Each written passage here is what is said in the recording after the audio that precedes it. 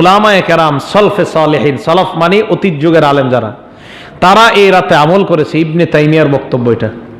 তাহলে নাসিরউদ্দিন আলবানী এক গুরু, দ্বিতীয় গুরু ইবনে তাইমিয়া রহমতুল্লাহ আলাই, ওনার বক্তব্য আমরা পেয়ে গেলাম যে লাইলাতুন নিসফি মিন শাবান এটা পালন করা যাবে। আমি ওনাদের নামগুলা কেন আনতেছি, এটা আনার অনেক কারণ আছে, এবং সামনে থেকে এরকম ওনাদেরই নাম দিয়ে আমি খালি রেফারেন্স দিব। আরো সামনে গেলে ভবিষ্যতে আমার আলোচনার মধ্যে আপনারা শুধু এই জাতীয় লোকদের রেফারেন্স বেশি পাবেন। কেন? এই জাতীয় লোকদেরকে যারা ফলো করে ওনারা একটু লাফায়, তাই ওনাদের বর্ণনা রেফারেন্স দিয়েই আমি প্রমাণ করবো আপনারা ভুলের মধ্যে আছেন। তো ইবনে তাইমিয়া রহমতুল্লাহ আলাইহি বললেন আমল করা যাবে, নাসিরউদ্দিন আলবানীও বললেন আমল করা যাবে। পুরা সৌদি আরবের মধ্যে এই রাত্রেকে অসংখ্য অগণিত যারা বলে বেদাত বেদাত, এরা বেশিরভাগ ইমাম আহমদ ইবনে হাম্বলের অনুসারী।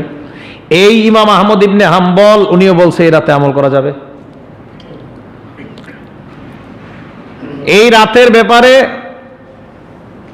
যারা নাক গলিয়েছে এর মধ্যে একজনের নাম বিন বাজ, আরেকজন সালেহ ইবনে উসাইমিন। এই দুজন এমন ব্যক্তি, যেই দুই ব্যক্তি জিহাদকে এমন বক্তব্য দিছে জিহাদের ব্যাপারে, বিশেষ করে বিন বাজ, উনি তো উসামা বিন লাদেনকে বলছে মুফসিদ, যে সে হলো একজন ফাসাদ সৃষ্টিকারী দুনিয়ার জন্য। হ্যাঁ, জিহাদ করেছে যে উসামা বিন লাদেন, এই উসামা বিন লাদেনকে উনি বলেছে সে একজন মুফসিদ, ফাসাদ সৃষ্টিকারী। তো আরেকজন যে বললাম সালেহ আল উসাইমিন, ওনার ছাত্র লেখছে আফজলুল জিহাদ তারকুল জিহাদ। উনি লেখছে সবচাইতে শ্রেষ্ঠ জিহাদ হলো জিহাদ না করা। কি বুঝাইতে পারিনি? সবচাইতে বড় জিহাদ হলো কি? জিহাদ না করা। এগুলা ওই সমস্ত শায়েখদের বক্তব্য, যে শায়েখদের বক্তব্য নিয়ে আজকে আমরা শুধু লাফাই ফেসবুক আর ইউটিউবে। এই শায়েখদের জিহাদের ব্যাপারে এগুলা হলো তাদের বক্তব্য।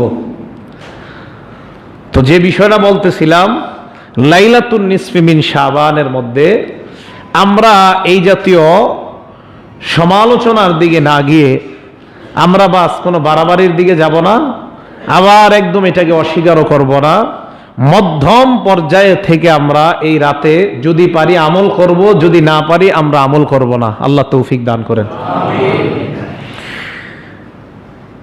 এই রাতে আমরা যে নিয়তটা করব সেটা হলো, আমরা একটা নিয়ত করতে পারি।